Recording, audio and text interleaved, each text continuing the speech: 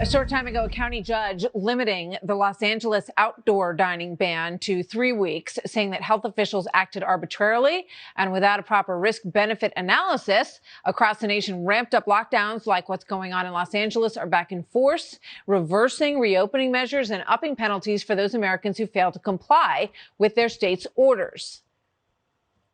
We can expect in a matter of days new restrictions. Commonwealth will move every community in Massachusetts back to phase 3, step 1. The enforcement mechanisms will be significant. The one restaurant you mentioned will be facing fines of, I think it's $9,000 a day. $9,000 a day for a restaurant that defies the lockdown orders. Columnist John Tierney writing that this latest wave of lockdowns is all about, quote, inflicting social pain, writing for all the talk about following the science, the authorities and much of the citizenry can't resist the primal intuition that a pandemic can be quelled only through public penance. To our small business owners, I want you to know I understand the incredible sacrifices that you've made this year in order for us to help save people's lives. And I appreciate you. But there is more work we need to do to protect one another. So joining me now is Alex Berenson, former New York Times reporter and author of Unreported Truths about COVID-19 and lockdowns. Alex, you hear Sam talk about running his business, and he's more than willing to make adjustments. But you make an excellent point that we've sort of tried the lockdown thing in the past, and now we still find ourselves where we are, right? Well, I hear him talk and my blood boils. Yeah. You're asking him to try to figure out some solutions to a problem that he can't solve. Okay. And masks, if they do anything, are extremely marginal. Okay. So the idea that somehow, because it's a restaurant and you're taking your mask off, we have to punish those people are going to hear that, Alex, and they're going to freak out because the mask, credo is so entrenched. They should read the booklet. Okay.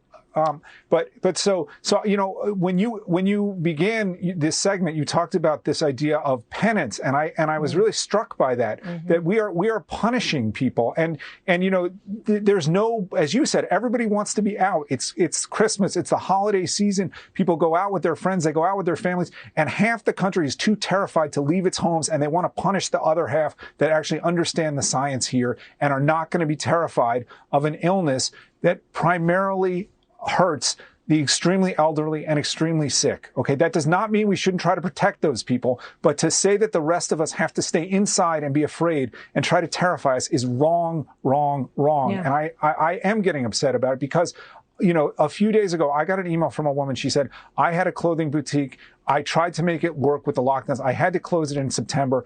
These days, I stay in bed crying when my kids are stuck at home, which they are a lot of the time. I get in the car and drive around to nowhere because I don't want them to see me crying. Except the other day, I drove past a gun shop and I had to make sure that I didn't go in. Okay, this is what we are doing to people, and we're doing it for no reason at all, except to make a bunch of people who think they're in charge feel better about the decisions they're making. And it can't help but feel, a lot of people that are making the rules are not in the desperate situation of the woman who sent that email. They are able to do the things that they want to do, and they have better circumstances. 110,000 restaurants in this country have closed probably permanently. 37% of operators say they're unlikely to make it much longer. And you bring up the issue of mental health. Look at this. In this Gallup poll, how would you describe your own mental health?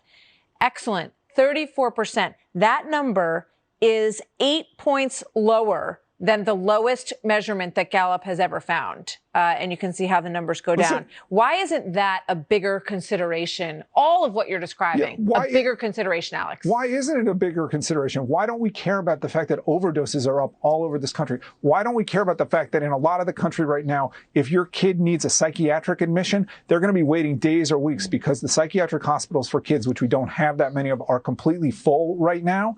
We are stressing our children. We're stressing all of us but we're stressing our children in a way that we never have before. And it's completely wrong because these kids are at basically zero risk. I said that 6 months ago or 8 months ago, and believe it or not, Sean Hannity yelled at me about it, and it turned out it's true. Even Anthony Fauci acknowledges it now. The schools should be open. We should not be doing this to our kids, and we should not be doing it to ourselves. Yeah, I mean, we have had a learning curve here. In the beginning, of course, it's a natural inclination to want to protect the children. But everything that we have learned over the course of this points in the direction of allowing kids to live the most normal lives they can. You wrote today about a 14-year-old who overdosed on fentanyl.